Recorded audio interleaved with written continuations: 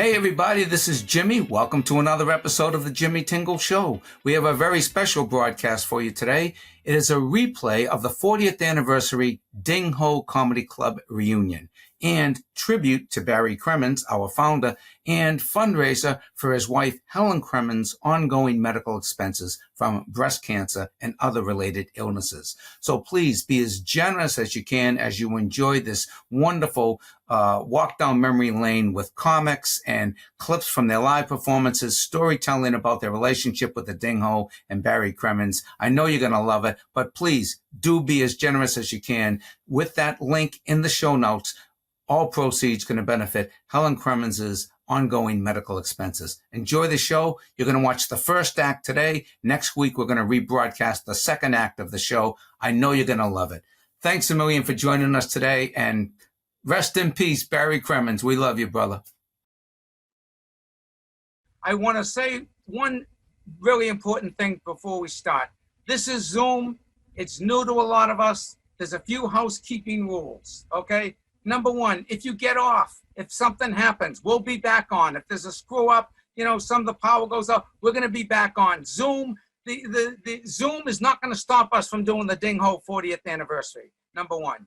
Number two, this is a tribute for the late, great Barry Crimmins, our friend who founded the Ding Ho in 1979. All proceeds, he passed in 2018, all proceeds are going to his lovely wife, Helen, who also became ill right before Barry, actually. She's doing great, but all proceeds go for her medical bills and living expenses. And number three, this is a reunion. We have about 30 comedians tonight. We haven't seen each other like this, and I don't know, since the last reunion in 99, I think it was. But only through the miracle of Zoom can we be here. But here's the biggest thing. The victory is already ours, ladies and gentlemen. We have 30 comedians over 60 years old who figured out how to get on Zoom. Is that beautiful? That only took 4 hours. We've done 3 rehearsals, 4 hours each. We all have them here tonight. Now, I just want to let you know, ladies and gentlemen, that right now, as I speak, oh my God, we have 423 people on this call, ladies and gentlemen, for the Ding Ho reunion. Give yourselves a round of applause. Thank you so much. 424 who have made it. There's another 900 people trying to figure out how to get in. But right now, we're going to start the show with 424 people. I'm going to be your host and master of ceremonies all night. My job is to keep this thing moving, bring up these great comics, a tribute to Barry, a fundraiser for Helen, and celebrate 40 years of comedy in the Boston area with the fabulous Ding Ho alumni. I just want to say thank you to everybody for coming. It just means a lot to us. We wanted to do this live at the Somerville Theater, and obviously the pandemic came, couldn't do it. We said, we got to do it anyway. We got to do it anyway. So everybody's been really patient and gracious about this. And I apologize to anybody who had trouble getting in. Listen, none of us could believe this technology. I mean, do you remember back in the day when you even I used to do a joke at the Ding Ho in the 80s. Jimmy, you need a home computer. Calm down. I need a home. And here we are 40 years later on Zoom, and I have a home, ladies and gentlemen. By the way, welcome to the Jimmy Tingle Sushi Bar, Japanese restaurant / studio. You like this? I hope you do. Behind this, people are getting massages. We're going to talk about the pandemic. We're going to talk about a lot of things, but I want to get things started right now and introduce you, first off, to, I want to introduce you to Helen Crimmins, who is extremely grateful for our efforts tonight. She wants to come on and thank everybody. And we also want to say that, Helen met Barry near the end of his life. She'll tell you about it, but she made him so happy. And he had immense happiness the last few years of his life. He was always happy, but he was really happy the last 3 years of his life. And he was able to settle down, and BOBCAT GOLDTHWAIT made that wonderful film. So he got the national and international recognition, as well as found the love of his life. And we're really glad to be able to help her out. So ladies and gentlemen, please welcome to the stage, Helen Crimmins. Here I come. Hi. Hey, Helen, how are you? I'm great. How are you? Good. Thank you so much for joining us. I know you're a little tired and everything, and they got you on all the medication, but you look fabulous, Helen. Whatever they got you on, it's working. It's just a lot of sleep and makeup. Oh, good. Yeah. That's what I need, sleep and makeup. Sleep and makeup. We've been working like 50 hours a week on this. It's going great. But Helen, I want to say, when did you meet Barry? That was at a film festival in 2015, and then he's doing all like his press stuff for Call Me Lucky, Right. and he just was it was a stressful time for him, I believe. So I we stayed in contact, and then like the beginning of 2017, when I was first diagnosed, he we were texting and messaging. He was one of the first people to know what was going on with me, and he asked for my address, and I thought he was going to send me a book or something. One of his CDs? Yeah, something like to pass the time. Yeah, an 8x10 of him for me to pick up. But instead, like 10 hours later, he showed up at my door with like pillows and a pot of daisies.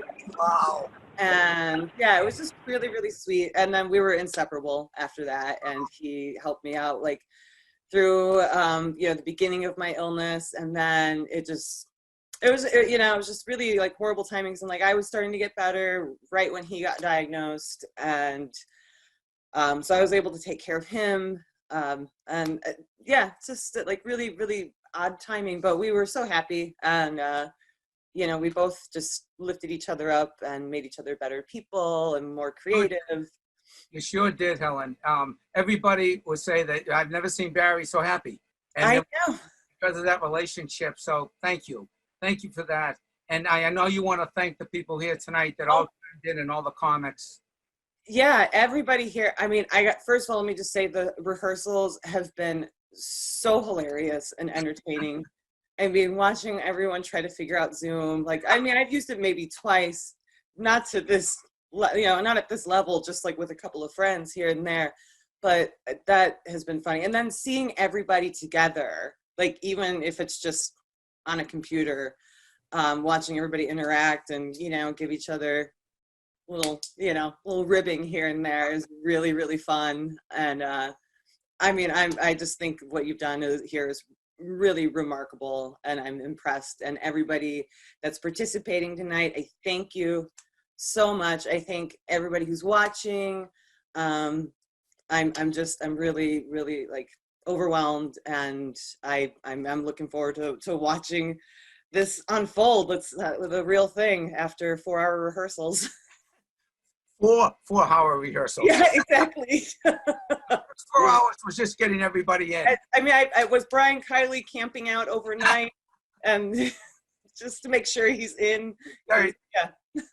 Great. But Helen, also we want to say that the city of Cambridge, we want to thank the city of Cambridge. On Yes. Tuesday, the city of Cambridge dedicated, we want to thank Councilor Tim Toomey. We want to thank Tony V for getting the ball rolling on this. They dedicated a square to Barry Crimmins right next to the ding hole. There is a beautiful sign that they put up, a beautiful plaque. It's right next to the ding hole. And you want to pull up that plaque, Matt? Check this out. Barry Crimmins Square, site of the legendary Ding Hole Comedy Club, 1979-1984. Founded by renowned comedian, author, and social activist Barry Crimmins, 1953-2018. That is beautiful. Thank you, Cambridge City Council. Thank you, Councilor Toomey, and everybody who participated in that, especially Tony V. And let's see, Sal Domenico, I believe, was a state senator who helped get the ball rolling, and Jim Henry, who's worked with Sal. So thank you guys for all that work. And That right was great. It was such a great ceremony, and I appreciate everybody being there and everything that was done that day. So Yes. Thank you. And I also want to thank the media. The media really stepped up for us. This is crazy, but only in Boston would this happen. We had Jim Sullivan, former writer for the Globe, okay, now writing for WBUR. He was doing an article for The Artery. It's online in WBUR. Thank you, Jim Sullivan. Unbeknownst to us until 2 days ago, Jim Sullivan, now writing for the Globe, a different Jim Sullivan, wrote a beautiful article in the Globe. So we have two different articles from two different Jim Sullivans in the city of Boston. What are the chances there would be two people writing in journalism in the city of Boston, both named Jim Sullivan? What are the chances? Maybe 50-50 in Boston?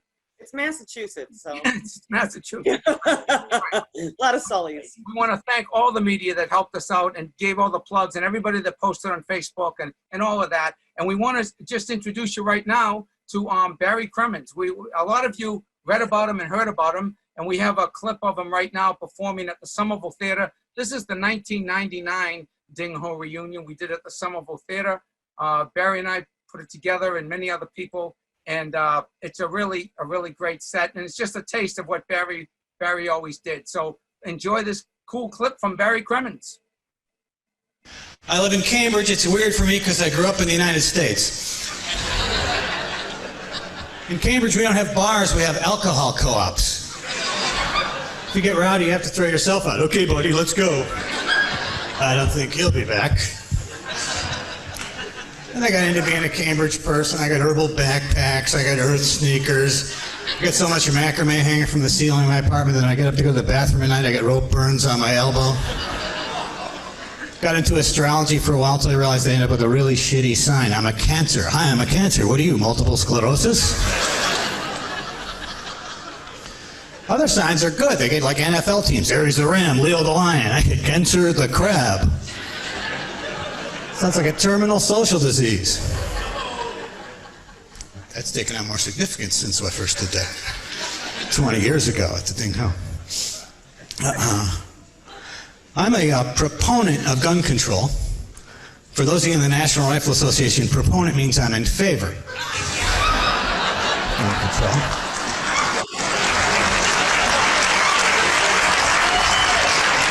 They say if guns are outlawed, only outlaws will have guns. I say fine, part of their job. If guns are outlawed, a lot of pinheads won't have guns. Could be rather a nice mix. When I was here, we had the right to bear arms for over 200 years now. Fine, bear arms from over 200 years ago.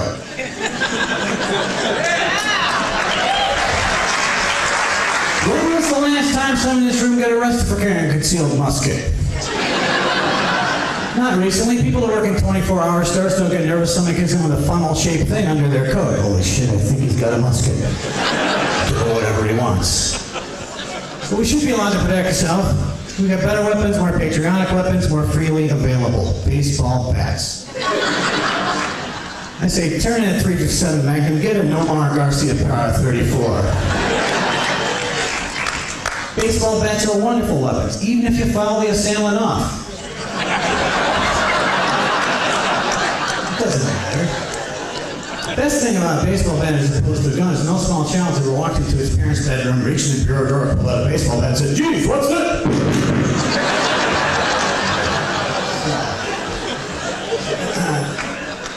Too bad that it's still as funny today as it was 20 years ago.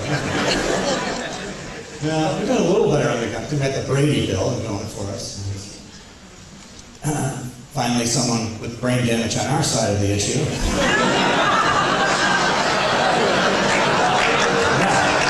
That's a good old Ding Ho get you. Ooh.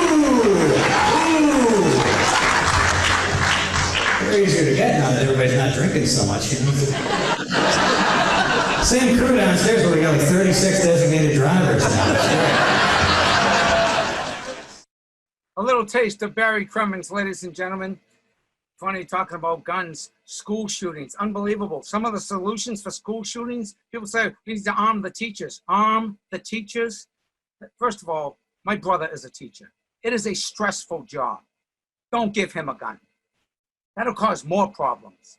And my wife went to Catholic school. She said, Jimmy, if the nuns ever had guns, a lot of kids never would have graduated. My job tonight, ladies and gentlemen, is to keep this show moving. We're going to be doing interviews with many of the comedians. But right now, I want to kick it off with the gentleman. The interesting thing about the Ding Ho, and one of the wonderful things about it is a lot of the comics who started there went on to Letterman, The Tonight Show, writing for Conan O'Brien, filmmakers, National Public Radio with Paula, filmmaking with Bobby Goldthwait. They're all over the place in entertainment. Voiceovers with Tom Kenny. they're everywhere. And this gentleman, the first guy I'm going to bring up, actually was one of those guys that was actually doing comedy before I think Tingle ever opened in the 70s. He was a real legendary comedian here in Boston, and he was on the bill at the Somerville Theater in 1999. Please welcome to the show the comedy stylings of Teddy Bergeron. One of the reasons that the Tingle was so successful was because of the intelligence of this area, with all the colleges and universities, made for a very worldly crowd. And do we make a big deal about our colleges or what? Because when you really think about it, they give you essay questions in your final exams. Now, who can't bullshit his way through an essay question? Think about it, I still love those. Explain the Industrial Revolution. Well, explaining the Industrial Revolution, one must go into great detail. Because the Industrial Revolution was unlike other revolutions, such as the American Revolution, the Indian Revolution. The Industrial Revolution was unlike revolutions in other parts of the world, such as the Spanish Revolution, the French Revolution. If you'd like to discuss this with me any further, I'll be at my desk.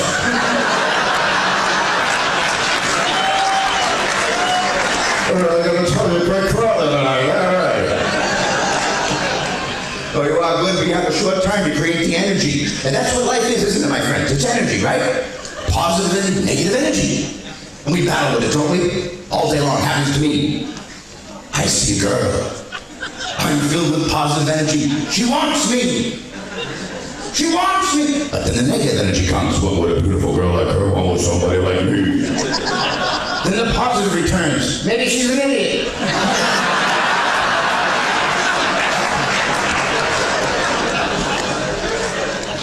But some people are all negative energy. They're no fun, are they? No, they bring everybody down. They're no fun.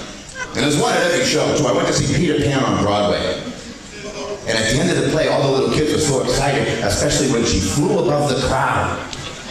And the kids are like, look at it fly, look at it fly. There's always that jerk in the back in a deep voice. She's on a wire! She's not flying, she's on a wire! There's no Santa Claus and she's on a wire! No, she's flying! She's not, she's on a wire! It's gonna break! She'll land on you and you'll die!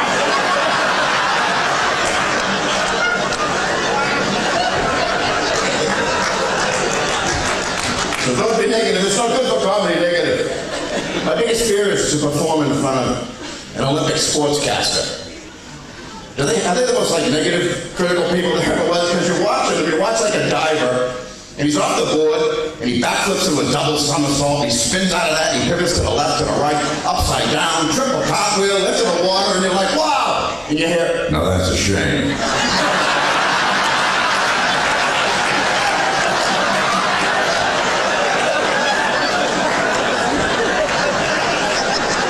So don't be negative. You know where it comes from? Anger.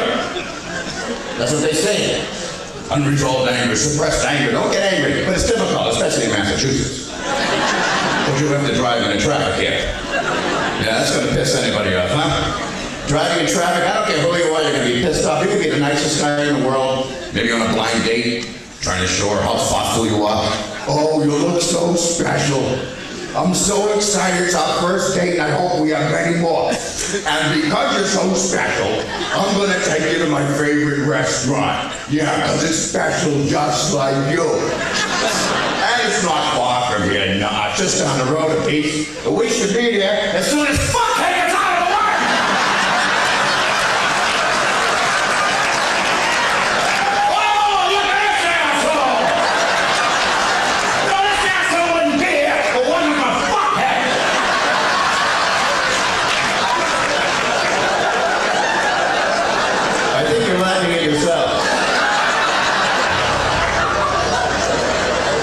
Because you can't drive in Massachusetts and not get pissed off.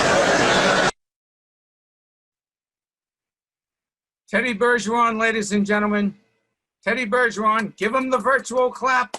I wish we had the reaction buttons. You might have reaction buttons on your screen. If you do, you can give people a thumbs up or you can give them a little clap right there. We really appreciate it.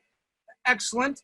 By the way, we are going in alphabetical order tonight just because it's simple and everybody remembers the alphabet. So we got Teddy Bergeron. Right now, I'd like to introduce a gentleman to you that started at the Ding Home at a very, very young age. He is doing great now. He's a teacher at Emerson College, a professor at Emerson College, and he mixes comedy and magic. He's really an interesting guy, very, very funny. Please welcome Mr. Mike Bent. Hey, Jim, how you doing? Michael, how are you, sir? I'm well. Great, great to see you. Thank you for doing this, Mike. It's my pleasure. It's an honor. Yeah, now tell me, you had a nice relationship with Barry. He actually encouraged you, right? Barry gave me the advice that gave me a career. What was it? That when I first went there to the Ding Ho, I was 16 years old. I was, at that time, probably the youngest person that had ever been there. And he, I did magic, and he said, took me outside, he said, magicians should be working Holiday Inns. If you want to work here, you have to do it differently. And I listened, and I did it, and I've had a career because of his advice. And obviously he meant differently. He meant you got to put in jokes. Yeah, you have to work hard, put in jokes, and do everything. And I said yes, and I started immediately working on that. And here you are, several years later. How long have you been teaching at Emerson? This fall will be my 32nd year. Wow. And what are you teaching? I teach 3 different comedy writing courses. Emerson now has a comedy major. So we're the only school in the world that has a comedy major. Right. And Michael, I wanted to just lead us into this clip. I think you did this clip at my old, you performed this set at my old theater in Davis Square, Somerville. Yeah, I thought this would be fun to show one from the 25th Ding Ho reunion. Yeah. So I dug out a clip from there, and it's self-explanatory. Great. Let's see from Mike Bent, because we had a diversity of acts at the Ding Ho, ladies and gentlemen. This is cool. I was watching Martha Stewart the other day, and she was doing this show about bringing the outdoors indoors, you know, the country look. And I figured, what better way to spice up a country kitchen than with this? Next time you're serving Jell-O, impress your friends with this guy. It's the Rabbit Raccoon Whipped Cream Dispenser.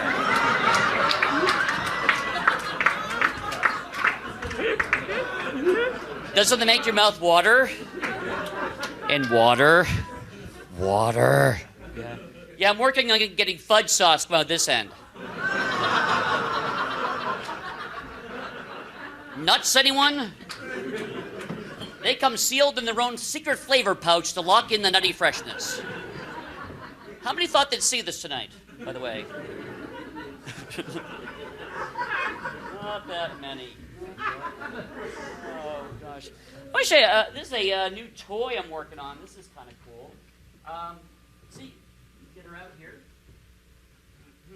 See, little girls have always loved dolls that walk and dolls that talk and dolls that heck even wet their pants. So what little girl wouldn't love Julie? A doll that has frequent and severe nosebleeds.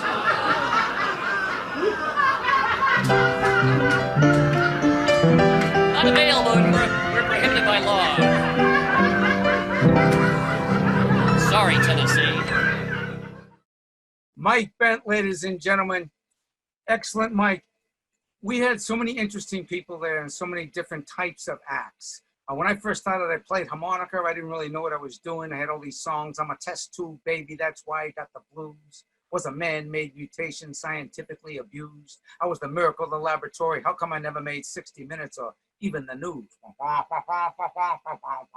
But everybody had their own style, and that was one of the things about Crimmins. If you didn't have your own style and you weren't original, you couldn't work there. And that kept a lot of people out, but it really nurtured a lot of people to develop their own style and hence their own careers. This next gentleman, by the way, is also a professor.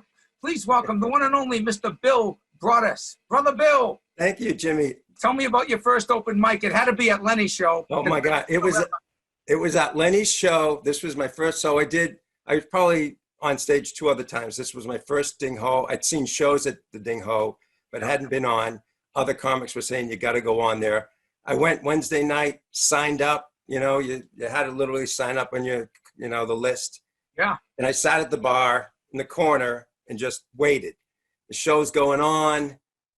Finally, it's late at night. Another comic, Lenny, goes on stage. He's like, looks at the list and he goes, who's this Bill BRAUDIS? What is this? He goes, is he here? And I'm at the bar. I go, yeah. And under the lights, he's looking. He goes, why did you tell me you were here? I said, I don't know. All right. You're up next. So he brings up the comic. He comes up to me. He goes, have you ever been on before? I said, no. He goes, geez, I wouldn't have waited till the end to put you on. If you told me you would first time, I would have put you on, earlier. So I said, okay. So he goes up and he brings me on, and I go up and it's late and people are talking, and I'm, my third time on stage. I'm just doing my jokes. People are talking. All of a sudden I see Lenny from the bar come walking around. He comes on stage. He grabs the mic and he goes, you people shut the fuck up. This kid's been waiting all night. Give him a break. And he puts the mic back. Okay, Billy, go ahead. And that was my point. And it went okay, but I thought he was going to pull me off the stage. That's great. Everybody was always so supportive. Barry was so supportive. Barry said something one time just in passing that I still remember, and I pass on to other people. And it wasn't directly at me, but we were in a conversation. And he said in his tender manner, persevere, or life will suck. And I always remember that. It was great advice. It is great advice. That's why we love Crimmins. That's why we love Lenny.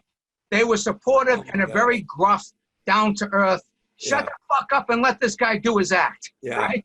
But Barry was so sweet, and he cared so much. He made you wanted to please him. You wanted to do well. It was such an honor to have him. Like he would, call up, though, I got your gig. Come on, we're working together.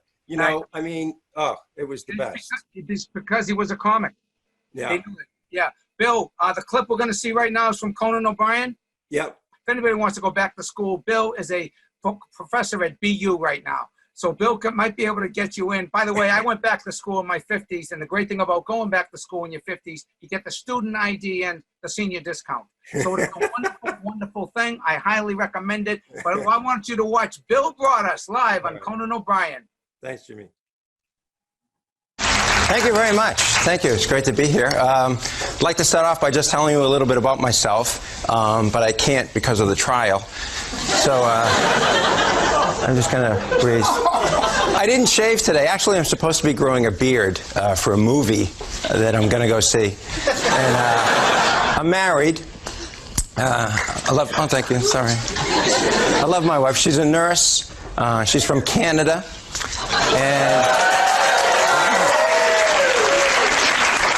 And that's about all I know about her. I should have asked. That's my fault. She speaks French. She's not French-Canadian, but she can speak French, which is nice. Unfortunately, I don't speak French at all. I can hear it. You know what I mean? I know when it's being spoken to me. It's just that when they finish, I don't do anything. Stand there.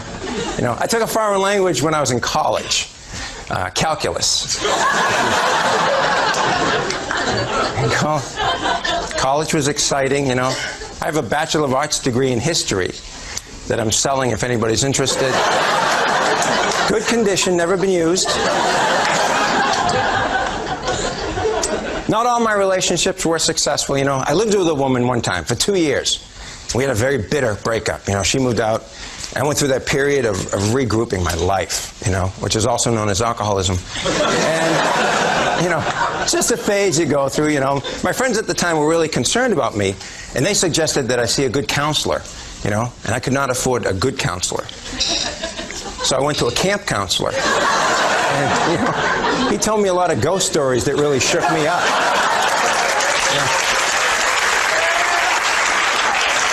Really brought me back to reality, I think, and I now consider myself very lucky that I'm not running headless through the woods. I think that... First time I met my wife, she could not believe that I was a stand-up comic. This was after the show.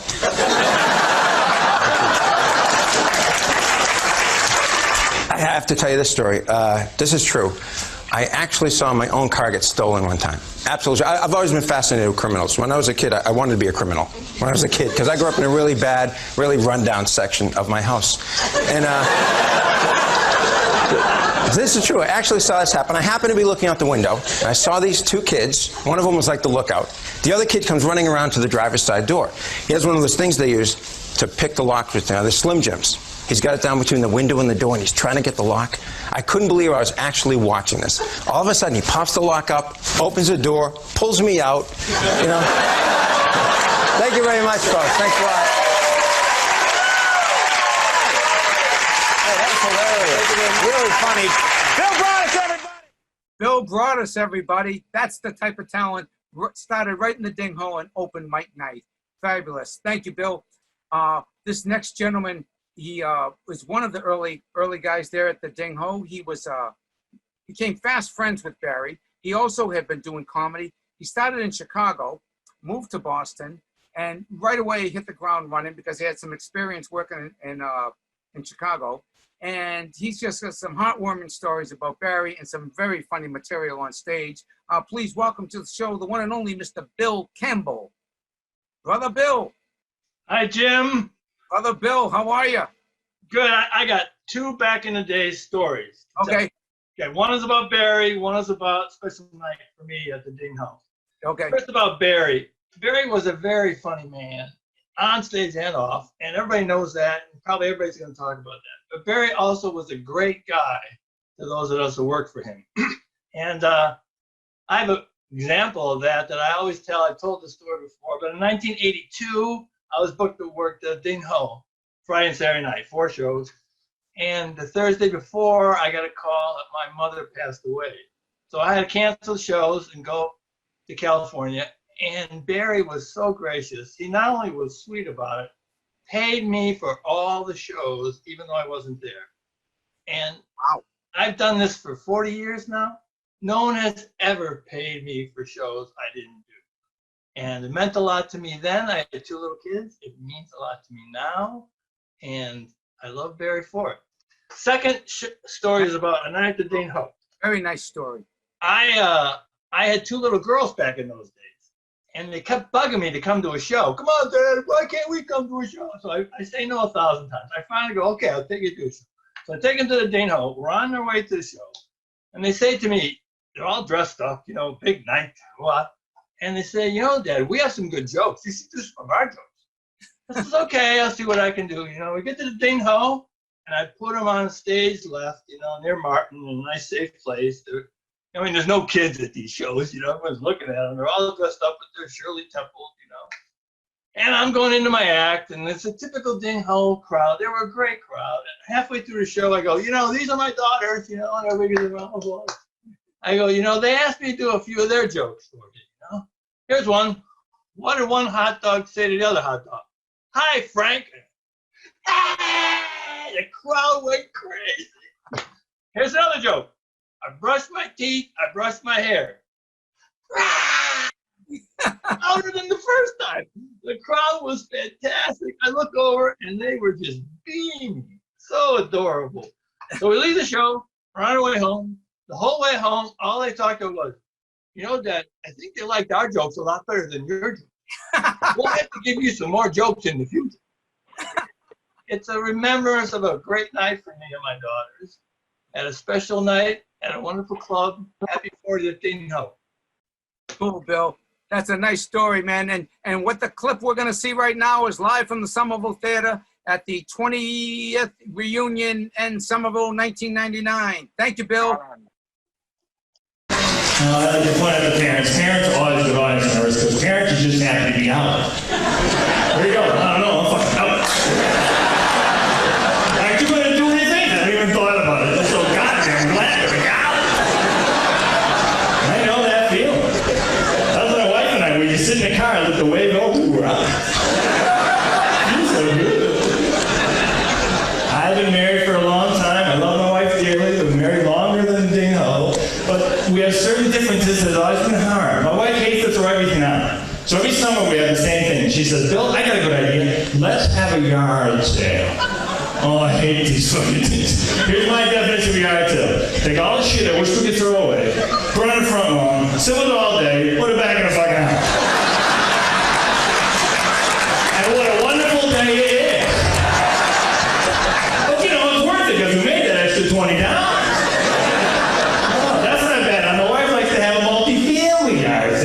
So all the neighbors bring their trash. We sit with it all day. My wife buys shit for them. There's more things in our house when we pick up.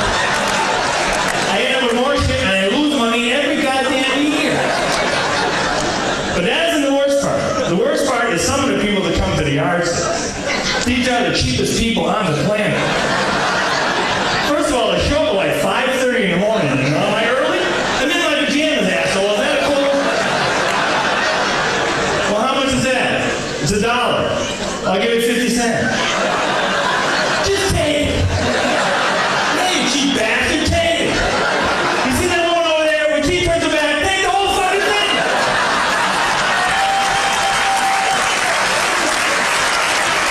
We're trying to get rid of this shit for years. You know what's weird? If it's free, they don't want it. Bill Campbell, ladies and gentlemen. Bill Campbell, yard sales and touching stories about the Ding Ho and about Barry's generosity. Imagine having a weekend worth of work, not showing up, and then getting paid. That was a beautiful story. I was the bartender at the Ding Ho. What Bill failed to tell you is that Barry took the money I was supposed to get and gave it to Bill. I don't hold that against Bill. I'm glad he got the money, but that should have been young Jim Tingle's money. Kidding. I was the bartender, though, ladies and gentlemen, and in the spirit of my bartending expertise at the Ding Ho, because this is over Zoom, this is open bar tonight. So you go to your refrigerator, you go to your freezer, you eat or drink whatever you want. This is open bar in the spirit of the generosity of Barry Crimmins and the Ding Ho. This next gentleman helped put this club on the map. He had an open mic on Wednesday nights that was phenomenal. It was a really incredible show. This is the great thing about stand-up comedy and open mic nights in general, and not only Boston, but all cities have this now. If you want to perform, the barrier to entry really doesn't exist. All you got to do is get onto the club before the show, usually at 7 o'clock or something for an 8 o'clock show. You sign a piece of paper, and the host will give you 5 minutes. It's pretty incredible. You don't need a degree. You don't need any credits. You don't need anything. All you need to do is the desire and the willingness. And if you have the desire and the willingness and the creativity, you can get on open mic night. And from there, it's up to you. But at least there's no barrier to entry for anybody. And that was a beautiful thing. And this man was the most generous person ever, because his open mic nights would start at 7 and end at 7 the next day. They were incredible. Lenny Clarke would just keep going and going and going. He would put everybody on. Many times I would end up closing the show. Actually, it was around 1 or 2, probably 2 o'clock in the morning. End up going last because I had a lot of energy and I was the bartender, so he put me up there. But ladies and gentlemen, please welcome the one and only Mr. Lenny Clarke. Jimmy, how are you, pal? What's up, brother? Thank you. Thank you for doing this. Thank you for all your tech people and your boy. If I rehearsed as much as I did for my TV show as you have for this, yeah, I'd still be on the air. But I got to tell you, what a wonderful thing to do for Helen. What a beautiful lady. And, you know, we all know the happiest years of Barry's life were with Helen, because, shit, he was miserable when he was with us. I remember he was at the Ding, and Barkley was leaving the Ding to go to a Fern bar, the Orson Welles Cinema. And he said, hey, man, will you stay with me? And I go, yeah. So I stayed with him, and he really helped propel me farther than I ever dreamed. You know, we were the most opposite people you could ever imagine, but I love that guy, and he was just so fantastic. I remember one night, and Lenny, he loved you, man. He did. He watched your show, and he saw those people come in, and he was so behind you, man. He really supported you, and vice versa. Yeah. One night, well, like you said, we'd put on 35, 40 people a night. Everyone got on, and that's why Bill BRAUDIS said, you know, I would have put him on early, because I tried to give everyone a shot, because when I was doing it, going to New York, no one was really helping me. And then when Barry helped me out, I said, this is it. We got a good thing here. I remember one night, late, like 3, 4 in the morning, we're drinking, and Barry got up on the tables of the Ding Ho. He started running on, you know how wobbly those. I remember. I was all the way around, and he came back. He was coming back, and he hit the lip, flipped up in the air, landed on his back. I thought he was dead. I went over, and I said, Barry, are you all right? And I leaned in closer. I leaned in. He goes, I had a cigarette. He was worried about the place burning down. But my God Almighty, you know, I mean, I think of what happened, and I think of how hard this was for you to put this all together. I mean, a computer alone, if it wasn't for free porn, I would have never learned how to use it. But then the Zoom, the AA helped me learn the Zoom thing. I tell you, it's so crazy, you know. And I think of all the guys, you know, all the guys and girls on this show that have had their own shows and been so successful in network television. I mean, I've had more failed pilots in the Iraqi Air Force, but I mean, I don't care because I'm near the end now, I'm the twilight, and I really get a kick out of seeing all the young ones coming up, and it's really something. But we don't have places like the Dingo. The Dingo was the greatest time of my life. If I could go back in a time machine, I would go there. It was the greatest years of my life. Well, Lenny, you helped a lot of people. You got a lot of people started. I'm one of them. Lenny and I went to high school together. He was actually our class president, ladies and gentlemen. That's where we got to start in comedy. He was the class president. I remember I ran into him on the street. It was like 79. I saw him one day. I go, Lenny, I heard you're doing open mic nights. Can anybody go? He goes, yeah, anybody can do it. Come on down, sign up, I'll put you on. He put me on, and I just never looked back. And if you weren't doing that, I might never get into stand-up comedy. So I personally want to thank you, and everybody who did comedy in those years in town owes a debt of gratitude to you, Lenny. So thank you. Oh, thank you, man. And I'm so glad you put this together with all these great comedians that help. Awesome.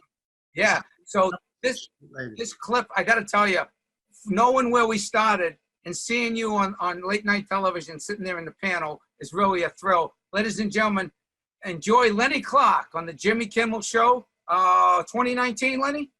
Yes, yes. 2019. Thanks, Lenny. Love you, brother. Love you, Jimmy. Thanks, man. You look fantastic. How much weight did you lose, Lenny? 200 pounds. For real, 200 pounds. 200. Jimmy, for real. That's so much. Look at that. Jimmy, I was so fat, my wife said, you can start having sex with other people. It freed up your marriage. It did, and I could see my junk again. I'm very happy. Is she still okay with that, or now that you've lost the weight? Oh, no. Now she put the brakes on. I have a photograph. This is before and after. So I'm guessing this one's before. Yep.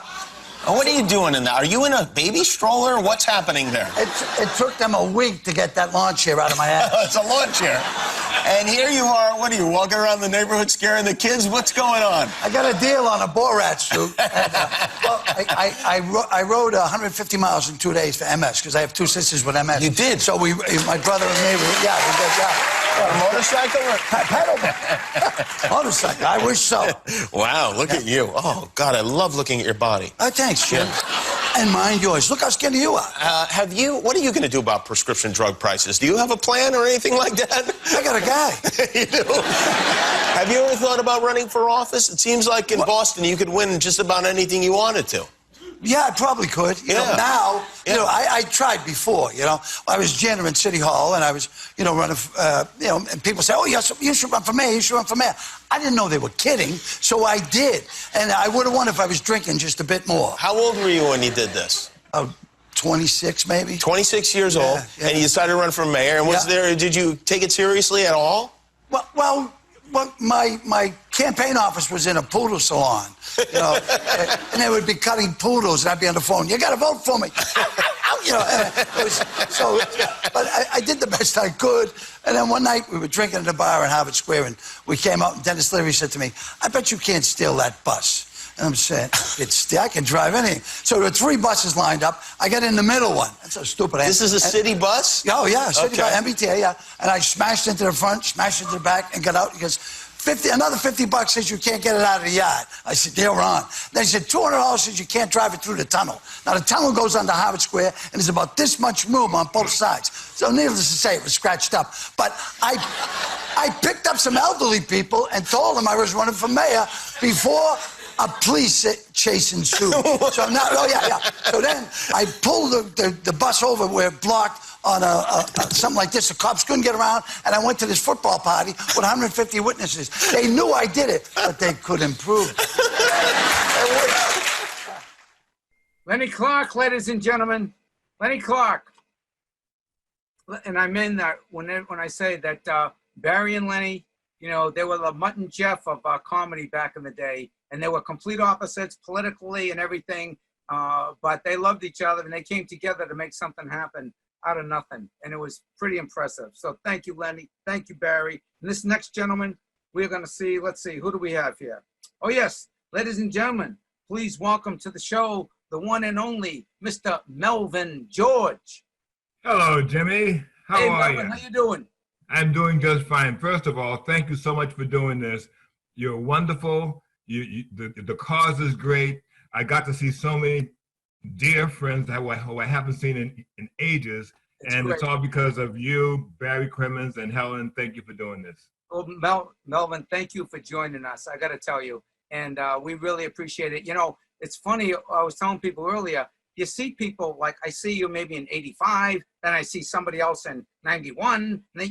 But this is the first time because of Zoom, because of the pandemic, we can actually be together. So there is an upside to the whole thing, even though most definitely. Well, listen, it's great to see you. And tell me about your experience at the Ding Ho. I think you said it was one of the first places. Didn't you audition for Carlson there? Audition for Carlson. I had been going back and forth from New York to Boston. I'm from Boston. I moved to New York to get, I was on my way to California, and I figured I'd stop in New York and get famous. I got stuck there. Right. So I'm going back and forth, doing shows in Boston and New York. I met Lenny, I met Barry, I met Dennis. Barry called me and said, Melvin, Jim McCauley's coming to the audition at Ding Ho for the Tonight Show. Get up here. So I got in my car, I drove up there. Yep, I remember that night. I get on stage, I have an absolutely wonderful show.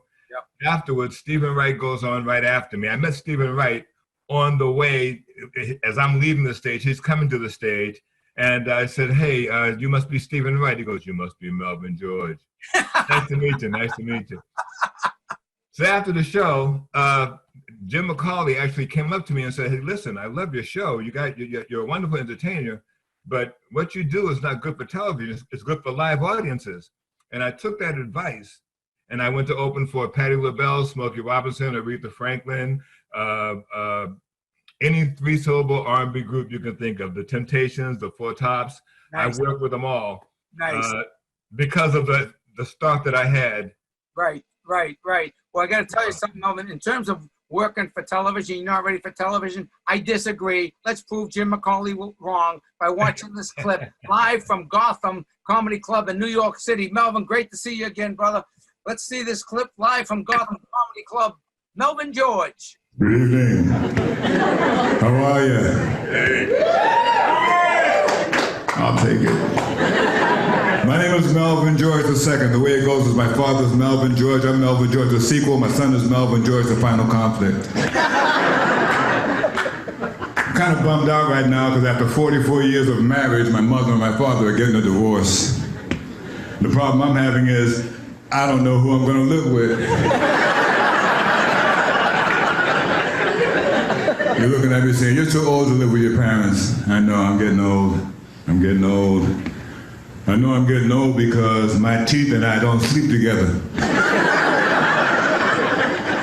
I know I'm getting old because the last time I went to jump over the coffee table, I didn't make it. I went up in the air like Michael Jordan, came down like Betty White. I know I'm getting old because the last time I made love, the only sound I could hear was my joints.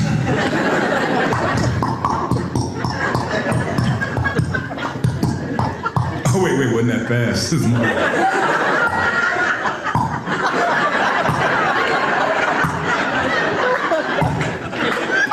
got a cramp, hold on, got a cramp, hold on. I'm fine, let me just lay here.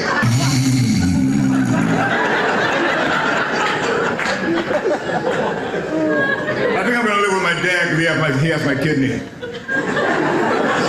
In 1999, I donated one of my kidneys to my dad. Both of his kidneys were shot. He was on dialysis. He had like Heinekenitis.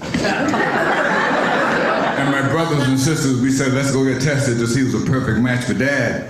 And because of my comedy schedule, I had the time, I went first. When everybody found out I was a perfect match, nobody else went. Being cool is based on where you are at that time in your life. I mean, at 4 years old, being cool is not peeing in your pants. At 12 years old, being cool is having friends. 16 years old being cool is having a driver's license. 20 years old being cool is having sex. 35 years old being cool is having money. 55 years old being cool is having sex. 65 years old being cool is having a driver's license. 75 years old being cool is having friends. And 85 years old being cool is not peeing in your pants. You've been wonderful. Enjoy the rest of the show. I'm Melvin George II. God bless you. Good night. Melvin George II, ladies and gentlemen. Round of applause. Thank you, Melvin. We proved Macaulay wrong about TV. Great set. By the way, I just want to shout out to the tech people who are working on this show. We have 3 people tonight working. We have Brandon O'Sullivan, we have Matt McLaughlin, and we have John Lawson out in Los Angeles. All 3 of them have been doing a fantastic job all night. And this whole production is the result of their work and also our team, our publicist, Will Briley. I don't know how many people read the articles we had in the Globe and in the Artery on WBR. That is Will Briley and Vanyaland, and we've been all sorts of different TV shows and radio shows and blogs. That's Will Briley. And Emily Singer has been helping out enormously. Thank you, Emily, and thank you all you guys. So a virtual clap, ladies and gentlemen. If you have the reaction button, please go there and let them know and show some gratitude. There you go.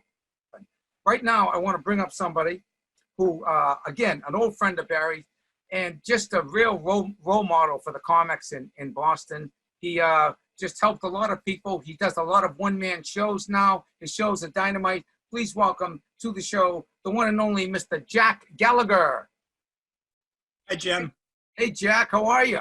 I'm doing well. Thank you so much. Like everybody else, Jimmy, thank you so much for putting this together. I know it's a ton of work, and you've done a great job, and we all appreciate it. It's just so great to see everybody after all this time. Really is, man. Thank you, Jack, and thank you for doing it. I know it's in everybody's effort, but you know what? We love Barry, we love Helen, and we love each other, and we want to help, and it's great to be reconnected. So thank you. You know, it was such a special time. At that point, there were 2 games in town. There was the Comedy Connection downtown, and there was the Ding. And the Comedy Connection ran a great show. I hate to use the word more professional because it wasn't, but they just wanted a tighter show. The Ding was loose. Yeah. The Ding was, like Lenny said, you could go up and Barry would run around on the tabletops. And as long as you were funny, you could work there. Yeah. As long as you were funny. If you weren't funny, you didn't work. And somebody once said, if Crimmins liked you, you had it made. If he didn't like you, you may as well leave town. Yeah. But it was like a clubhouse, you know, guys would show up there after you'd work somewhere else, a road gig or something. You'd go to the Ding afterwards and just hang out. And it's like, we were this group who everybody had friends, I'm sure, in college and high school, but we were like these misfits that just all wound up in this place together. And all of a sudden we found this group of people that wanted to do the same thing that I wanted to do. And they all had this sensibility. And like somebody said before, it was so incredibly supportive. I remember you'd come off stage and somebody'd hand you a slip of paper and say, hey, that bit you did about coming home drunk at your parents' house, this line would work with it. And I remember comics would come from New York, and I think it was Joe Bolster. Yes. Joe Bolster one time, somebody came, I think it was Joe, somebody came off stage and somebody else handed him a note and said, hey, I think this will work. And Joe said, what's that? And somebody said, well, I gave him a line. And Joe said, in New York, they would just take the bit. So, but you know, when I started thinking about this, it became such a legendary room that if everybody who says they were at the Ding actually were there, the room would have to hold about 5,000 people. Yeah. But it was a great time. It was so much fun. It was so supportive. I look back on it now, like Lenny said, I wish I had realized at that point that it was one of the most exciting times of my life. I met so many great people who are still my friends today. And thinking about this, I remember sitting, you remember a stage left where Martin used to play the piano? Yep. And there was a little area there that you could kind of hang out in before you went on, yeah. or you could, it was very tight, but you could sit there. And when I first started, I remember sitting there and watching, it might have been Bill Campbell or it might have been Mike Donovan, somebody that had been doing it for a while. And I remember sitting there and thinking, I wanted to do this my entire life. I can't believe I get to do this in this place with such support from everyone. And then I remember thinking almost immediately, there's no fucking way I can follow this guy. Yeah. I'm not as funny as this person. Yep. You know, but that was the other thing too. You had to be funny. There was no opener middle headliner.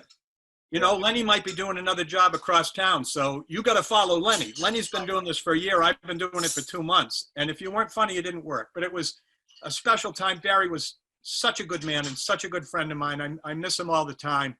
I still have a voicemail on my phone from him that I'll listen to occasionally.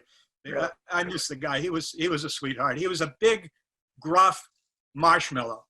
You know? Hey, he showed up at Helen's house with flowers and candy and all that sort of stuff. He was a good man. He a was lot a of good gold. man. When you watch his bits, it brings it back too. Yeah. Let's go to this clip right now from the Somerville Theater from the 20th reunion that we put together for Barry back then. Jack, thanks a million for all your help and all your support. Jimmy. By the way, Jack's gone. You know, a lot of comics stay in stand-up comedy. Everybody branches out. They find their strengths. Some are writers, some are professors. Jack's done about 8 one-man shows.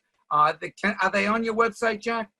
There's the one that I did, had a really bad bicycle accident a few years ago. That one's on my website, jackgallagher.info. Folks can go, it's called Concussed. They can go and watch that, yeah. jackgallagher.info. Sorry. 2 60-year-olds giving websites over Zoom. What? What? Who's that? Is that Jimmy? All righty. Thanks, Jack. Go check out his shows, folks. They're great. They're really, really super. Jack Gallagher, live from the Somerville Theater. But you know, there was a comedy scene in Boston, and when I got there, it was a little burgeoning thing, you know. And now, when you tell people you're from Boston, other comics, they go, oh, because everybody knew about it. Everybody knew how good the comics from Boston were, and the person who, yeah.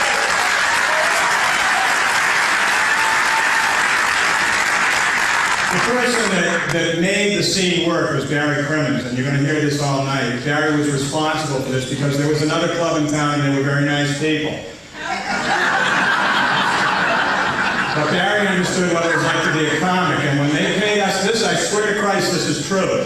When they used to pay us like $10 a set. When they paid us $10 a set, Barry paid us 15.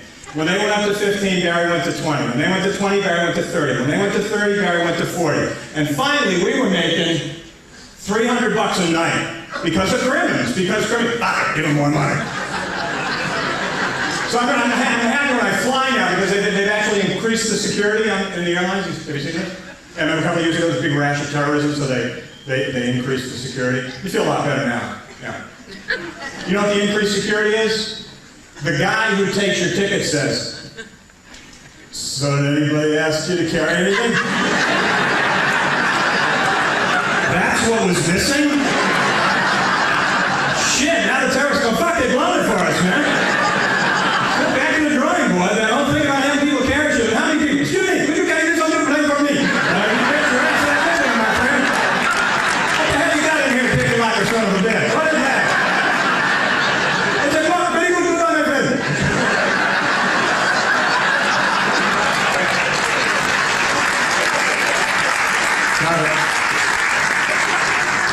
So the only thing that's happened since I left there is that, you know, I've gotten older. I'm 20 years older. Of course, I had gray hair when I was here, so it doesn't, you know, now look at some of these guys are fucking even old. You know what I mean? It's like, kind of just his hair shorter, that's all. But one of the things I've noticed is that now other people think I'm older. Yeah, people like under the age of 25 just apparently think I don't have a handle on anything anymore. Because every time they say something, they keep asking me if I understand what they're saying. Have you noticed this? I've been talking to like a kid like 20, so we went for a ride, you know what I'm saying? You know what I'm saying? You don't know what Chucky's house. You know? Yeah, I know what you're fucking saying. I can process more than 2 words at a goddamn time. All right? I'll tell you what. String a whole bunch of shit together. I get in trouble. I'll give you one of these. Jack Gallagher, ladies and gentlemen. Oh boy. Special treat. We got 2 guys coming up right now. They are the comedy team of Bob and Ron. They were the first comedy team around town. Please welcome to the stage. Drum roll, please. One and only, Bob and Ron. Hey, Bob. Hey, Jimmy. Jimmy, Ron, how you doing? Hi, Bob. Up there. Yeah. I don't see Ron. Oh, there he is. Yeah. Hey, Ron. He's here. Good to see you guys. Now listen, you were a comedy team. I could tell when you were first on stage, you were inventive, you were creative, you were unorthodox, and there was something about the way you were working. I said, these people are going someplace. They have big plans. I understand you have something in the works right now that you'd like to share with us. Yes, I'm glad you brought that up, Jimmy. It's the best way that we can beat this coronavirus thing. Okay. It's through, just like you were talking about, technology. Technology. We have invented a machine. That's right. It doesn't cure you, it doesn't protect you, and it doesn't use Clorox. All it does is freeze you solid. It's going to turn you into a giant Jimmy Tingle ice cube. I love that. A ting-sickle if we put you on a stick, you know, that's extra, of course. And the machine is called the Freeze-O-Matic. How it works, we press one button and bingo, in seconds, you're as frozen as Walt Disney. I love this. Right, and we keep you frozen until there is a vaccine, and then we thaw you out. Thank you. After we freeze you, Jimmy, though, we're going to have to find a nice place for you. It's got to be pretty cold. Right. That's right. And Ron? Jimmy, we got a perfect spot for you in the freezer display case at the Whole Foods near MIT. It's pretty close to where you live. Perfect. Those are my people. That's gonna be ideal. Your family can come in and visit you while you're shopping. They can look at me, point, get cool off near me. How much for a pound of Tingle? Anyway, Bimmy, that's the Freeze-O-Matic. Freeze-O-Matic. When I first, now what happens after, like, you know, they find a vaccine and they want to thaw me out? What do we do then? Well, we haven't got that invention yet, have we, Ron? Yeah, no, it's called the Thaw-O-Matic, and that's all we have so far. We haven't figured it out, but we got plenty of time. We got plenty of time. But you know, if it's in the spring or the summer, maybe just bring me outside. Ooh. You know, bring people outside, let them thaw naturally by the Charles River. Sure. Of course, global warming should do it. 6 feet apart, right? Yeah. Social distancing, yeah. Right. And freeze me with the mask on, please. We want to tell you how we first met Barry. Okay. Bob? We're going back. We're going way back. First meet Barry. Yeah, Barry Crimmins. This is when it was the Springfield Street Saloon. Right. That was before the Ding Ho, right? Yeah, it was a Western-style saloon that we kept all the furniture when it became the Ding Ho. They had Sunday nights, comedy there. Ron and I were working the show, and a guy from upstate New York asked if he could do a few minutes, and he came on the show. I didn't remember the guy's name, and Ron started talking to him after the show, the bar. Yeah, we were at the bar. I'm talking to Barry. Did I give it away? Yeah, I didn't give it away. You're at the bar, you're talking to Barry, and then talking to Barry, and talking to Barry, and he found said, out we went to he got Binghamton tired. College there, Binghamton. So he got very excited that we were from Binghamton. 2 guys from upstate New York, besides the guy from Skinny Atlas, was there. He got all excited. Ron, I think, was trying to get rid of talking to him, so he flags me over and he says, "Hey, Bob, this guy's from near Syracuse." So we start talking. And he says, "Look, I just came up and did a set here tonight, and I don't know, I don't know why I want to talk to you guys so much, but I'm thinking of moving out of upstate New York. My options are going down to New York City or coming here to Boston. What should I do?" Right. So I thought for a minute, and I'm saying, do I want to encourage some guy to come in and take over some of the stage time that's here? And before I answer, I hear Ron saying, "Yeah, you should definitely come here. Yeah, definitely come to Boston. That's going to be the best." You're very generous, Ron.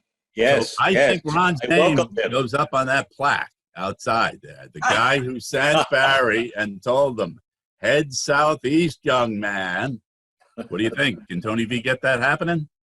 Different plaque. Different plaque. Tiny, very tiny plaque. Yeah, we're going to have to get one for Bob and Ron because you guys were ahead of your time with your inventions. And we're going to show you right now this clip from Somerville Theater. This is the Bob and Ron, ladies and gentlemen, the dynamic duo of arts and theater and comedy. Please enjoy this clip from the Thank you, Jimmy. Ron, Love you, Jimmy. what is the show you're going to be on? You told me about I'm going to be on Corporate on July 22nd, the new season of Corporate on Comedy Central.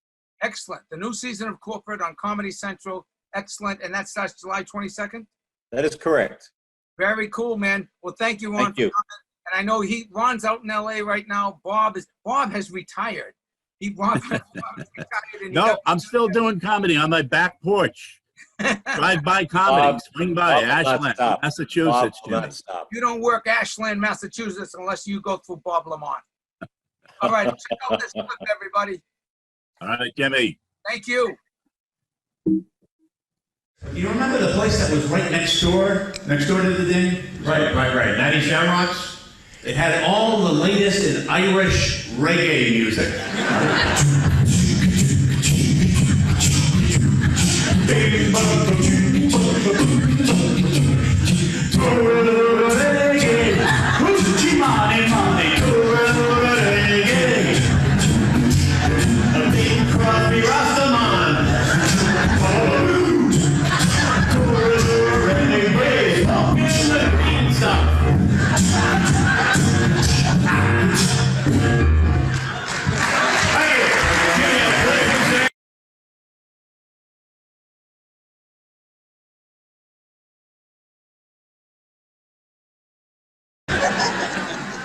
And we no longer are at Jordan's Furniture, so we opened up a new store called Jordan's Clothing.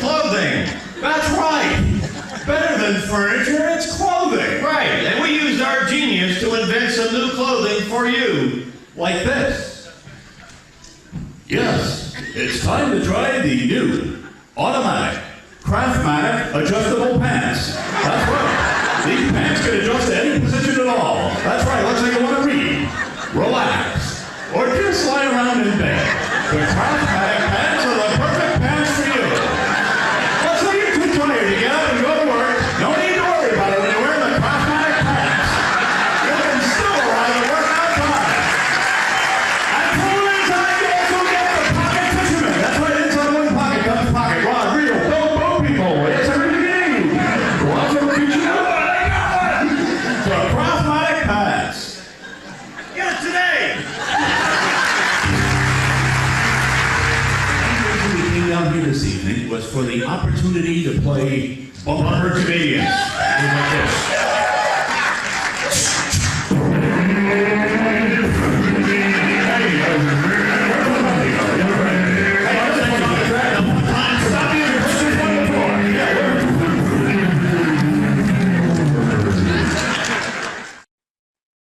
Ladies and gentlemen, was I absolutely correct when I said that these people were going places? When I saw Bumper Comedians, I said these people are geniuses. They're comedic geniuses. They're engineering geniuses, and they someday are going to find a cure for the coronavirus simply by freezing people. By the way, were you paranoid when this whole thing started 3-4 months ago? I was paranoid.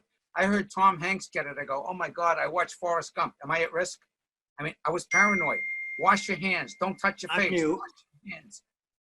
Okay, cool. Don't touch your face. Anyway, please welcome to the stage one and only Mr. Don Gavin, ladies and gentlemen. Brother Don, how are you? All right, James, how you doing? Good to see you, man. You're down in Florida. I am. I turned 70 and you have to move. And it's a rule. And that's the deal. And I love the heat. And I plan on not even getting buried. I plan on just baking myself out of the pool. That's it. Hey, Jimmy, I want to tell you, labor of love, what you've done. It's fantastic. It's my pleasure, Don. You helped so many people there. So did Barry. And we're all brothers. We're all sisters, you know. And you know what we share is we have a camaraderie. And that didn't exist in, say, Los Angeles, San Francisco, New York. We had a community that didn't exist anywhere else. Yeah, I agree. It wasn't, you know what part of it was, Gav? Nobody was really professional. we didn't know what we were doing. We didn't know what we were doing. We had no idea. We had no idea. I mean, I remember when I first started, Lenny accused me of doing it down in New York for 3 years ago. So I've never been on stage before in my life, right? It was the whole thing. There were so many diverse talents. People always say, why was such a richness of talent? Because we didn't know what the hell we were doing. That was the deal. Yeah, and we had the opportunity through the Ding Ho, more so than other places, of putting that up there, you know. We've said it a few times tonight, but sometimes 25, 30 people would go up on stage. Some would never come back. But That's right. And I think because we didn't know what we were doing, there really wasn't built in that fear of failure. Like, it's not like you made a big investment to move to New York or Los Angeles and you got all this, you have to make it. It wasn't really about show business. People don't know your history. This guy, Ting, was my buddy. He was the bartender. And when he went on stage, he wore a rain jacket and sunglasses and a rain hat. And gay liberation got your blues. And I'm sorry, this thing there. But again, I pulled him aside, as others did, and said, let's move on this. Let's do this. And wow, there you go. Yeah, that's so true, Gav. I used to get out I used to wear the trench coat. Oh, it's horrible. And the sunglasses and the hat. I go up Harvard Square and I would do my songs, the Test Two Baby Blues, Thank God I'm a City Boy, Thank God I'm a Burbite, and all these. And Right. I did street performing, and I admit, Don, there is a fine line between street performing and simply being drunk in public. I admit that. Well, you crossed the line a few times. I know. Well, I'm thrilled that you're on the show. Tell us about the new CD you got coming out. Oh, yeah, no big deal. Just a CD. It's called Don Gavin Live with the Manhattan, not drinking, but with the Manhattan. And yeah, hopefully that will sell at least 6 copies, and however that works. Yeah, I don't know the whole deal. I'm kind of excited about this. I think all of us are going. This is going very smoothly, right? Oh, good. Yeah, I think so. The rehearsals were a nightmare, but this is. Of course. We had to rehearse 4 or 5 times, and I'm glad. Yeah. Let me get this straight. Let me put in the soup. 38 comedians talking at the same time. How could that be a problem? Yeah.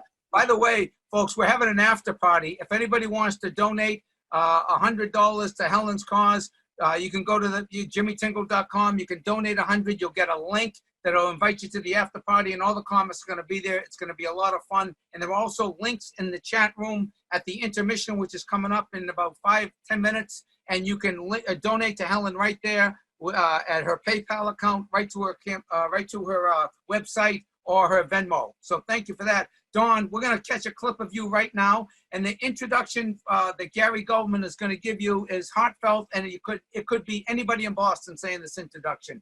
Thank you for your service. Thank you for being a great role model, brother. And thank you for being on this show. And thank you for learning Zoom for this. I haven't learned it yet, but thank you for the rest. Love you, pal. Bye-bye. All right. Please welcome Don Gavin, everybody. Don Gavin.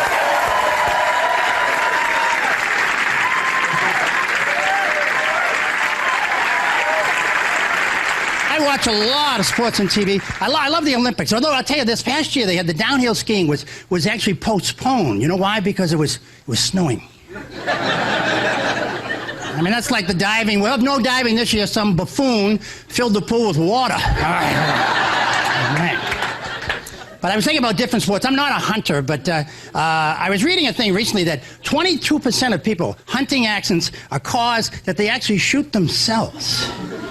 Now, I can understand, like Vice President Cheney years ago when he shot his hunting partner. He thought he was a bird. And, no, I think we can all understand that, but to shoot yourself, that I'm not sure about. Like what part of your anatomy do you think is a bird? I don't know what it is, but I'm not sure. And now on TV, I swear every station now has poker. I didn't know that poker was a sport. Apparently it is. I mean, it's on the History Channel. They have Jesse James playing, and the Animal Planet. They have the dogs with this thing here. And the gambling, I'm a gambler. I go down to Foxwoods quite a bit. I have my own teepee. We go down, and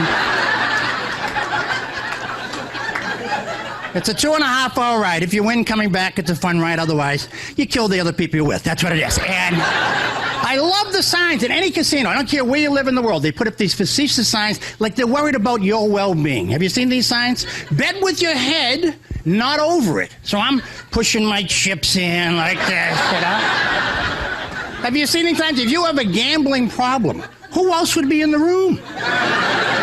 If you have a gambling problem, call 1-800-GAMBLER. So I called them up. I said, look, I got an ace and a 6, and the dealer has a 7. And sure.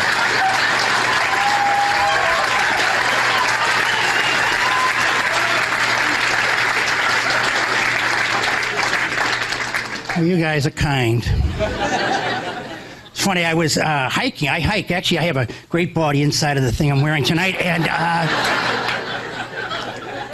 I was up in Alaska, and I went hiking. And they talk about the dangers now of hiking in Alaska because there's been a lot of encounters with the bears up there. Encounters, which we would call maulings.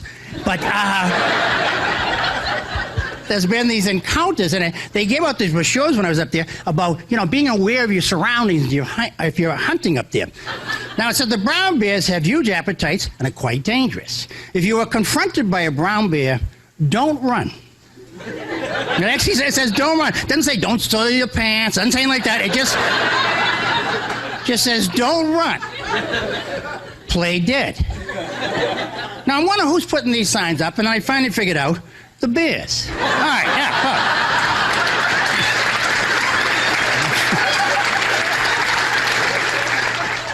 And for years, we were not having that many problems up in Alaska and also in Yellowstone because they would issue these bear bells, these bells you would wear when you went hiking. I look like one of the village people, but you wore the bells is what I'm saying. And it would scare away most of the grizzlies. And the key word there is most.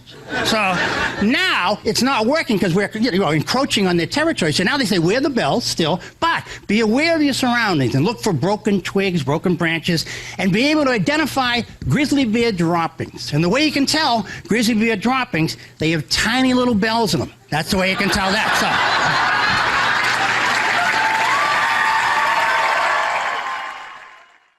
So. Don Gavin, hiker, sportsman, hunter. Oh my goodness. I can see him out there hunting. I can see him on the trails. I can see him on the Appalachian Trail. Anyway, great. Thank you, Don, for being here. And thank you, everybody. We're going to have a couple more comics. Then we're going to take a little 5-minute intermission. And during the intermission, you'll be able to donate to Helen Crimmins directly in the chat. The chat has been closed to the people watching, the 500 people watching, but at the intermission, the chat's going to be open, and there's going to be some links there. We've raised $30,000 tonight for Helen. Our goal is $40,000. We're trying to get $40,000 for 40 years of comedy, of Boston comedy. I think we can do it. I think if people are generous, just go there and do what you can if you have it. If you don't have it, no worries. That's why you're here.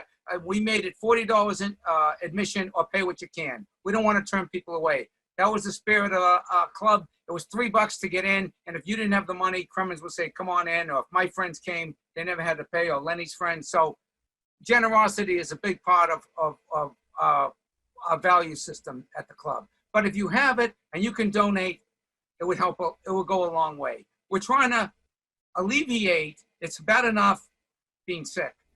But when you have to pay rent and you actually have to work, she's actually working. She's working the overnight shift in Portland, Maine, stocking shelves. She's actually an essential worker. She took the job because even though she's sick, they need income. And this is what we're trying to do. So whatever you can do to help would be hugely appreciative. Like I said, it's bad enough you're sick, but when you have to start worrying about bills and literally rent and food and groceries and, it's an enormous task. So that's what we're doing. That's the purpose of this event. And it's also just where everybody's coming from. That's where everybody's coming from. So right now, I want to introduce to you, this gentleman is such a talent. It's amazing the roads that people have taken in their careers. He started at Ding Ho, but he actually started in upstate New York with Barry Crimmins when he was just a kid. He's going to tell you all about that. He is a voiceover guy. He's the only voiceover and sound effects people are the only people in Hollywood that are gainfully employed during this pandemic because they can. And psychiatrists. Sorry for the long intro, Tom, but I just want to let you know. I want to tell people how inside baseball I am to Hollywood. I might live in Cambridge, but I know what's happening in Hollywood, okay? Ladies and gentlemen, please welcome the voice of SpongeBob. Did I say that? The voice of SpongeBob, the one and only Tom Kenny. Welcome, Tom. Hey, how you doing, Ting? I'm doing great, man. Thanks so much for being a part of the show. I'm doing great. One of the neighbor kids dropped this by today. There's actually a SpongeBob coronavirus mask. So I think I get an 1/8 of a cent from every one of those. That's that's great, man. Saying nobody asked about the host. How you holding up? I'm doing good. I'm doing good. This is a long show. There's a lot of people on this show. Please, I used to host. This is like the Avengers Endgame of Zoom calls. There's a. I used to host Tuesday night open mic night, and I fashioned it after Lenny's show, which started at 7 and would end at 2. So I'm used to the 3-hour.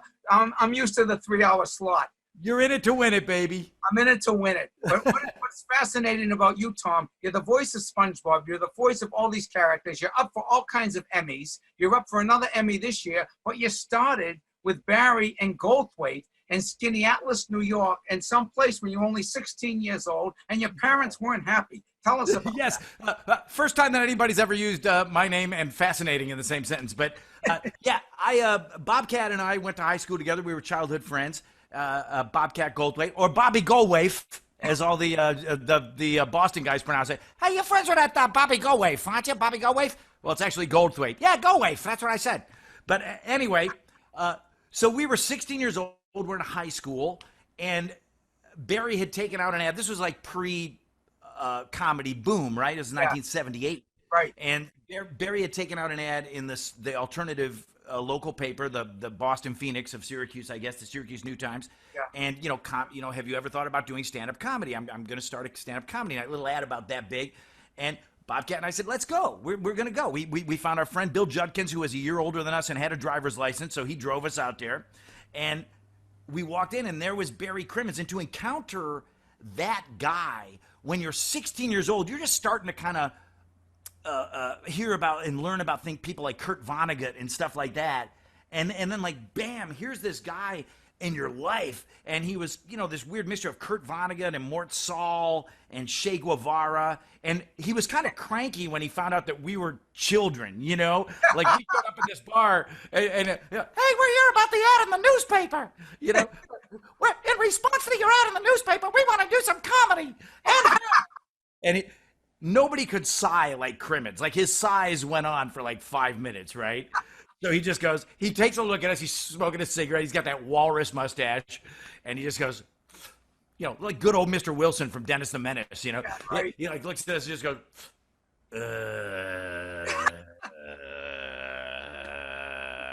like Lurch from the Addams Family times 10, and he goes, you didn't tell me you were children. We're like, well, you didn't ask, just put us on stage, and it's funny, like, Barry was one of those guys, like, comedians are mostly people who don't give a crap what people think about you, right? Like, I mean, you don't really care, I don't care what people think, I'm just going to be myself and do what I do. With Barry, he was one of those few people that you really did crave his validation, and when he gave you that validation, it really meant something, you were kind of like a made man. Never mind that, like, at that time he was sleeping on a cot in the boiler room of this bar in Skinny Atlas. Right. We really wanted him to like us. And when he thought we were funny that night, instantly he stopped treating us like kids. And he treated us like just funny people. Yeah, okay, why don't you come back next week? I'll put you on. And that was so hugely validating. And it was also the exact night where I stopped caring about high school or chemistry class or trigonometry or anything. Became one of Barry's peers. Yeah, you just wanted to do that. You're like, all I can think about while I'm in high school is that in 7 days, I'm going to be doing some stuff that I wrote on a piece of paper. I'm going to say it into a microphone, and Crimmins is going to give me $5. Maybe this is something that a person can do for a living. And then I moved to Boston, and Barry was kind of a wheel there. BOBCAT said, hold up for a second. Before we get to Boston, Tom, I'm interested in how your parents reacted. Oh! That's always cracked me up. Oh, yeah, because, obviously pre-cell phones and everything, you had your one family phone that was, hung on the wall in your family's kitchen. And so Crimmins would call to tell us, stuff about the shows at the old stone mill in Skinny Atlas. So he would call up. My mother would answer, hello, county residents. Hey, is Tom in? Let me put him on. And she go, who is that guy that's calling you? Who is he? Well, how old is he? I don't know. He's like 24, 25, maybe 30. I don't know. He's we were these man cubs, and he was this grown-up dude, you know, with a mustache and everything. And my mother was like, I don't know. There's something weird about a grown man calling high school boys. There's something weird about this. And you know, eventually she came around, but it, you know, we were like Rupert Pupkin down in the basement. You know, Mom, it's about my comedy show. Shut up. You know, it's. So you come to Boston, and what happens? Well, the Ding Ho was kind of the first place that I went to.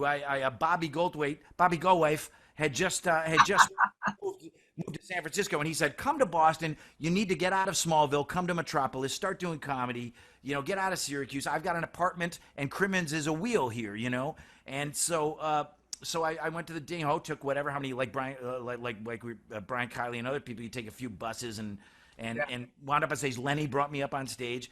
And again, I did pretty good, you know, like really good. I didn't bomb until a couple of times later, right? So by then the hook is already in your mouth, you know, once you've done well. So yeah, that was it. And then I didn't stay in Boston very long. You know, I only stayed a year before I moved to California, but it was hugely formative. People like Mike McDonald and Barry, you know, actually, like I said, putting money in your hand to say stuff out loud that you wrote in a notebook.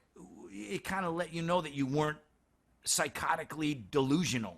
Right. It's an unbelievable feeling to just think of something, write it down, say it in front of people, and get immediate response. It's very addicting because it's so validating. It validates your thoughts, your thought process. That's right. And you know, I haven't done stand-up, you know, in a lot of years, you know, because I got pulled into other things. But Barry, one great thing about Barry was that he wasn't a jealous type, you know, like he was very magnanimous. And he stayed proud of all these guys that are on this show tonight, you know, like he was very proud. Like when you would do something, he felt proud. Like he was proud of Bobby Goldthwait and all the stuff that Bobby did. And he kept tabs on me and what I was doing. And one of the greatest, one of the most beautiful validations I've gotten in my life was that when Barry was sick and Helen sent me a photo of Barry lying in bed watching TV, and on the TV is SpongeBob, you know, and it was heavy. It tore me up, you know. It's like, you know, that was Barry. I don't know that I'd be doing what I was doing if it wasn't for Bearcat and Bobcat. That's great. Tommy, you're the voice of SpongeBob. Just briefly, how many other voices are you the voice of? And because we're gonna go to a clip, we're gonna show a little thing on SpongeBob. Then we're gonna go to a clip of you doing stand-up comedy in 1992, and the LA riots. The LA riot.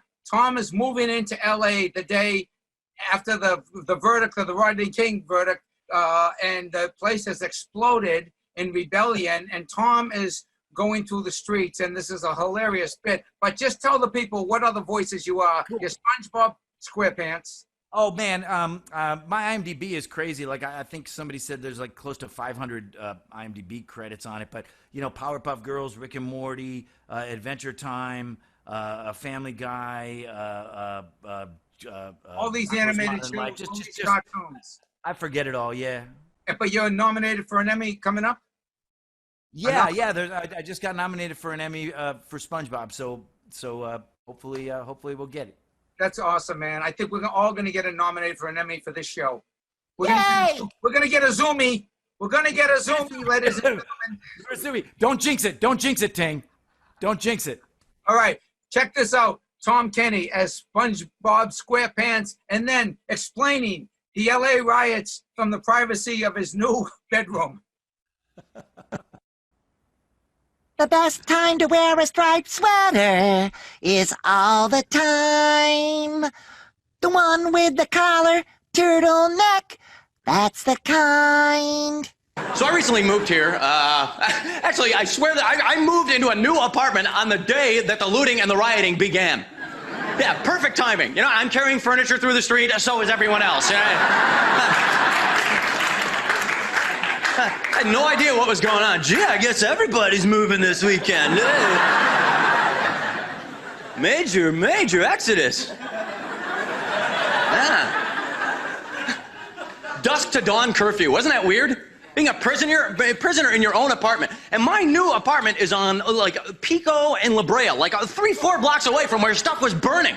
So the stuff that I was watching on CNN was the exact same stuff I could see out the window of my apartment. So, Yeah, I was getting confused. I'm pointing the remote at the window. Hey, must be out of batteries. Where's Nickelodeon? F Troop is on tonight. What's going on? Yeah. Scary. Some of those images from CNN will just burn into my head forever. Yeah, I remember the CNN cameras happened to catch this one guy coming out of the burned out, decimated front window of a furniture store. In his hands, he has two big, bright yellow vinyl beanbag chairs, and he's just running like the wind. With this great beatific smile on his face, you know what I mean? I've had my eye on those things since 1976. Now they're mine, you know? Just visiting them every day. You know, someday, my pets, there will be social upheaval. You are the first thing that I am coming in after. I love yellow vinyl, how it feels on my skin. It was so weird. Yeah, two vinyl beanbag chairs. Everybody else had TVs and stereos and VCRs. This guy went for door number 3, the beanbag chair. That's like going on Let's Make a Deal. You choose your curtain, it opens, and it's Jay sitting on a mule. He lost the game. Sorry, we have some nice turtle wax and Eskimo pies for you backstage, Mr. Vinyl Chair Guy. Tom Kenny. The multi-talented Tom Kenny. Voiceovers, stand-up, acting, friend of Barry's, friend of BOBCAT GOLDTHWAIT's, Ding Ho alumni, and he's here for you tonight on Zoom. Our final performer in the first act, our final guest in the first act is, and after that, like I said, we're going to a quick intermission. Martin Olson will be back playing piano. It's 5 minutes. Again, you know, because this is Zoom, it is open bar. Go to your refrigerator, get whatever you want, go to the restroom, go to your restroom, be courteous, tip your spouse, maybe tip your spouse, maybe be kind to the people that you see in your own home. We do that? We have a pandemic, we have an economic crisis, there's social upheaval. Be kind to people, ladies and gentlemen, in your own home. And please welcome to the show a man who really helped Barry's life. And first of all, did a great service to Crimmins' life, but also did a great service to filmmaking and educating people in this country about child abuse and about sexual child abuse and about the horrors of that, and also the perseverance, the talent, the courage, and the overall genuine goodness of and comedic sensibilities of Barry Crimmins. Please welcome Mr. Bobby GOLDTHWAIT. Hey, Ting, how are you? Brother Bob, look at you with the cowboy hat, brother. You look good. Well, first of all, thank you. And thank you so much for doing this. Lenny brought this up, but you did mention when you were talking about Helen, you said that Barry was always happy. That was the quote you said. You're talking about Barry Crimmins, right? Not Barry Night Crew? What the fuck? Barry was always happy? Barry woke up mad. Barry was always happy. Well, he was very happy.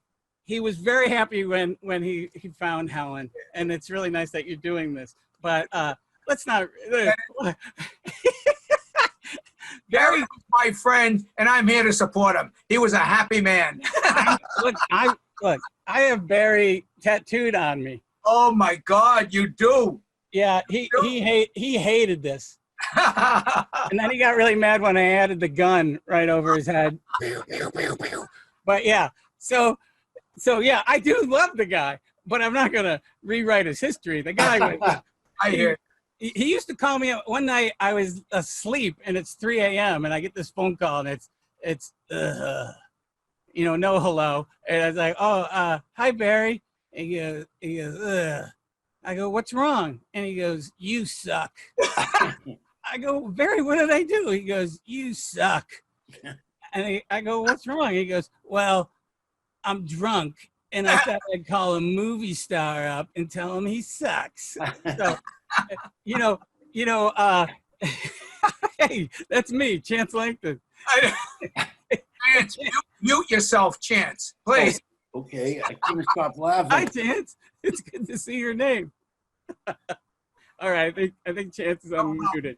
That's hilarious about Barry. You know, he was a curmudgeon. He was a happy curmudgeon, but you know, Don Gavin nicknamed him Hap. Yeah. Well, Tommy cleaned up that story because when we met him when we were kids, actually Barry, when he saw us and he said, "Oh, your children," and he goes, "What is this? The fucking kiddie core?" I still don't know what that means, but I was terrified of him. He just reminded me of like the Wizard of Oz. There was, he always was smoking, so there was like smoke. Like sometimes I think smoke was coming out of him, not like through his ears or something.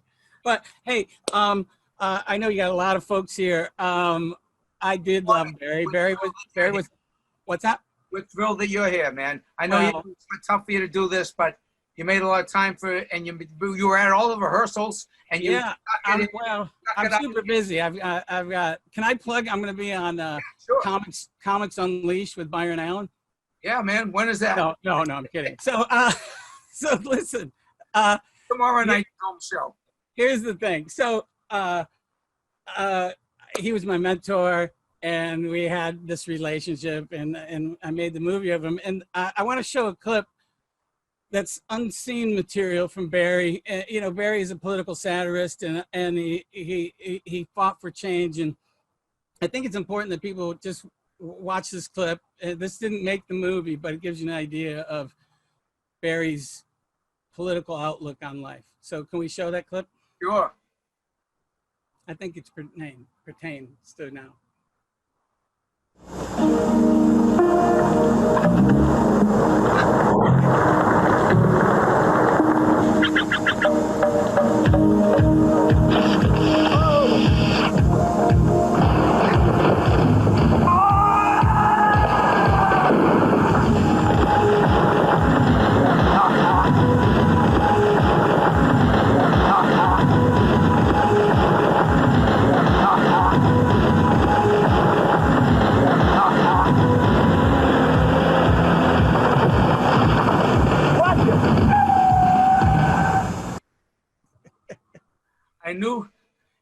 I knew Barry was a satirist. I knew he was a human rights activist.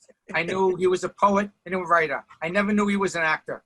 Well, so that was a show called Beans Baxter, and I told the director that he's got to hire this guy, and Barry would be the first one to admit that he was not very good at acting at that time. So the director called me up and he said, he goes, "Are you mad at me? Why did you tell me to hire this guy?" And so they killed Barry before the opening credits and had Rick Overton come in and play the rest of his part as his brother trying to avenge Barry's death. Oh my God. That was beautiful. That was beautiful. Tell me, you're working on something else. You're working on an actual film? Unlike the rest of my body of work. No. So a feature film. Yeah, I'm doing we can talk about it. I've been working with Judd Apatow, and we're making a narrative film about Barry and Barry's life, which is funny because originally I didn't want to do a documentary. I was going to do a narrative film with someone else playing Barry. And then as I heard Barry doing interviews and feeling comfortable with his story, and also I wanted Robin Williams to play Barry, and Robin said, he goes, "We're all getting too old. You better make a documentary." So that's how Call Me Lucky came about. Robin gave me some money and we started the movie.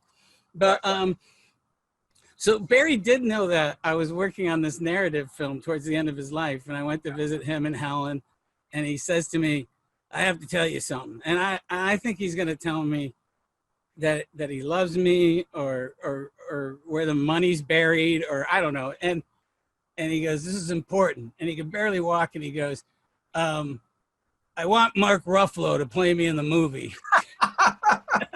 I go, "Barry, I don't want to talk about the movie." He goes, "I think we should talk about it now." He goes, "I want Mark Ruffalo." And then I go, "Oh, I want Chris Pine to play me." And Barry goes, "Who the fuck is Chris Pine?" I go, "How do you know Mark Ruffalo?" He goes, "I've never seen him act, but I really like him at the fracking demonstrations." That's great.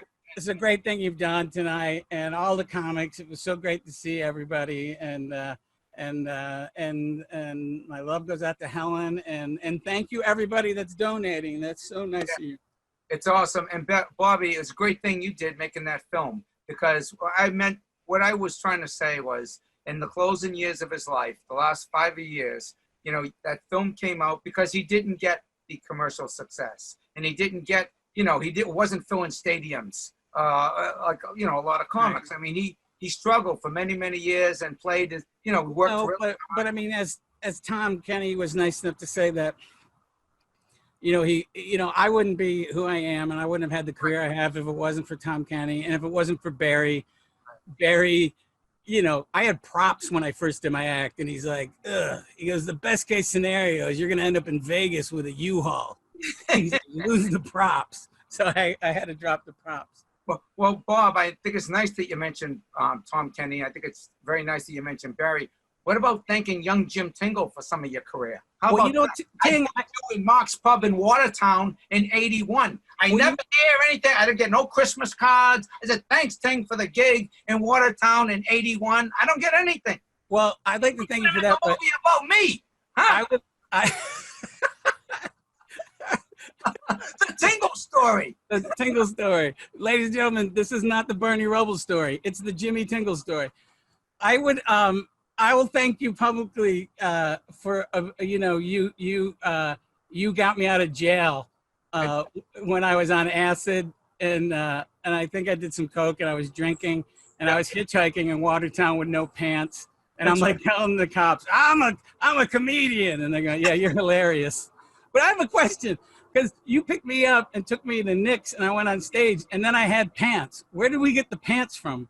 That's the other thing. You owe me my pants back. You never gave those pants. You completely have not given me credit for helping you in the Watertown circuit, and you took my own pants. I have to say, and then I stopped drinking after that, and I haven't since for 39 years. But I know, Bob. That night I was, I remember being out of control, and I was smashing up Paul Barkley's house, and I think, and I could be corrected, hopefully that someone will correct me, but people decided that the best thing to do was to knock me out. So people, I feel like it was Don Gavin saying, knock him out. And so people were trying to knock me out.